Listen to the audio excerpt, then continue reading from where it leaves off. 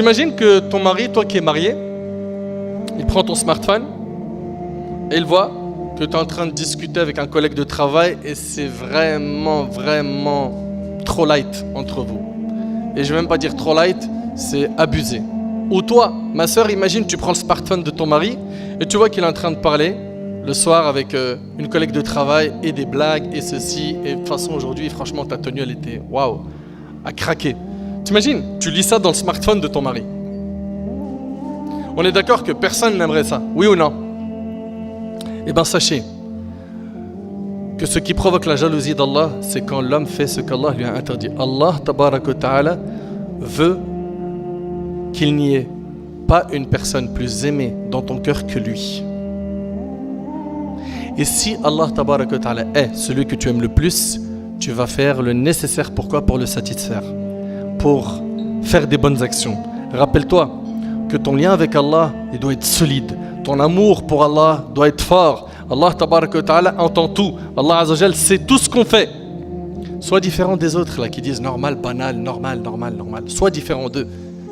Différencie-toi d'eux. D'ailleurs, le prophète alayhi salatu wassalam méditait sur ces quelques textes. Il dit ibadatun fil harj ka hijratin ilayya. Il dit adorer Allah en période de trouble équivaut à faire une hijra vers moi. C'est-à-dire adorer Allah quand c'est difficile, quand il y a trop de troubles, de fitna, ça a la même récompense que quelqu'un qui a fait la hijra, immigré pour aller rejoindre le prophète alayhi salatu wassalam. Et notre bien-aimé alayhi salatu wassalam, dans le mois de Sha'ban, quand il jeûnait, et qu'il a été questionné pourquoi il jeûne Sha'ban, il a dit car c'est un mois dans lequel les gens sont insouciants. Donc l'état d'esprit du prophète sallallahu alayhi wa sallam, c'était de nager à contre-courant de l'insouciance. Et ça devrait être nous notre cas. C'est-à-dire à chaque fois qu'on voit des gens qui vont dans un chemin haram en le banalisant et disant normal, eh ben toi prends pas ce chemin. Même si tu es seul, même si malheureusement toute ta famille est dans la mauvaise direction, même si toute ta fréquentation, les amis d'enfance, ceux que tu as connus depuis que tu es petit, tu as grandi avec eux, tu les vois dévier, ne suis pas ce chemin.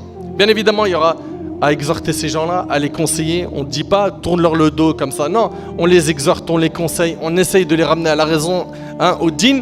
Si ça ne marche pas et que c'est nocif pour ma religiosité, pour mon din, mais qu'est-ce que tu as à faire avec eux? Fais un choix dans ta vie, sacrifie. T'as pas à rester avec ces gens-là. Ils t'écartent du chemin d'Allah. Donc arrêtons s'il vous plaît d'avoir ce logiciel de normal. Ok? Et soyons comme le prophète alayhi salatu wassalam.